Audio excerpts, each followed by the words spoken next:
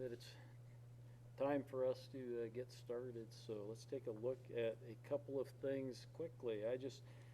Chapter 4, I think you're going to deal with some of the visual presentations. And so I went out, I was just kind of interested in some of the current events stuff that really use statistics. So if I can get this over here, I find it really kind of interesting, a little bit morbid, sorry. But when we deal with, in this case, COVID and what's going on and how some of this is presented, right? You can look at cases, we can look at cumulative cases, positives, on and on.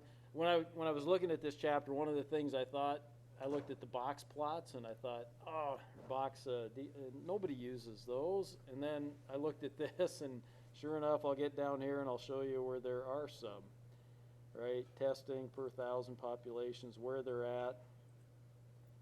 I find this kind of interesting that actually here in terms of the number of cases, the age group 20 to 29, your guys' age group for the most part, has got by far the most positive cases. But as we go down a little, and then you look at from 0 to 30, there's quite a few. That represents, looks like well over 30% of all the cases. But when we go down, we'll see what the outcome of those cases has been. Here's where you get to those box things, right? That I thought, shoot, nobody ever uses those anymore. I've never seen those, and here it was. So this is selected counties, and it just kind of shows, again, the age distribution for those particular counties. With this being the meat, right, and this being some of the extremes. So you get some of those extremes in there, which is kind of interesting.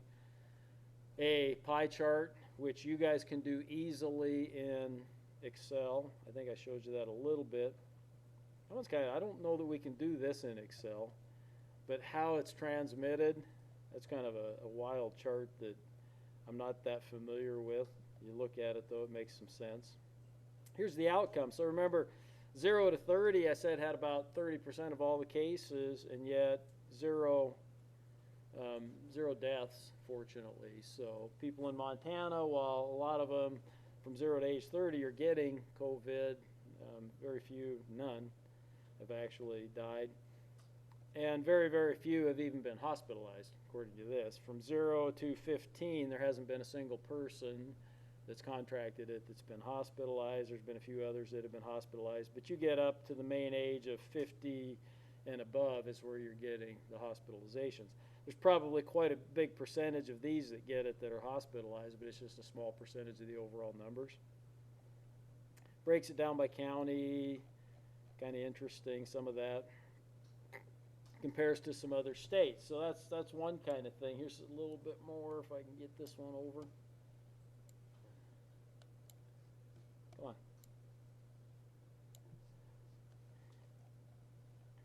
This one what I was interested in here was, are our case numbers corresponding with the testing? Okay, and so here's cases and here's testing. So this is why you do visual things when you get to statistics, because you can kind of glance at it and you can say, yeah, it kind of looks like, we've had an increase in cases because maybe we've had an increase in testing. That's kind of a correlation, but which came first, the chicken or the egg, right? Did we have more testing because more people were being infected, or vice versa, right? Did we do more testing and thus we found out that we had more cases? Chicken and an egg thing at that point in time, but it's kind of some interesting data that you can look at. Of course, it breaks it down by all kinds of different things, not so much different data there. One of the things you're going to talk about here, I'm going to bring one more over just real quickly. It's called skewness. Come here. Okay. And I picked this chart just because it's a little more obvious. I want to get down to the right one. But Sweden, I knew theirs was going to be kind of like this and talks about daily deaths. Sweden didn't lock down, and so early on they had lots of difficulties, but then it really tapered off. But the important thing here in terms of this chapter is that this is definitely, it's a curve, right? And we're going to talk a lot about normal curves and whatnot, and they just kind of look like a nice hill that goes up and it's, even in the middle. But we're going to find that a lot of curves are also skewed. And this one's just a really obvious example that it's skewed to the left, right? We have a few more things happening at the front end of the curve, or it should be a positive skew is what that would be called in that case. And that's just a really nice look at what's a positive skew. So, okay, quickly, one more thing. You may want to start, I was preaching to the finance, so you guys that were in that, start using Excel a little bit more. You're going to do some calculations, for example, on finding, I think in this chapter, on finding percentiles.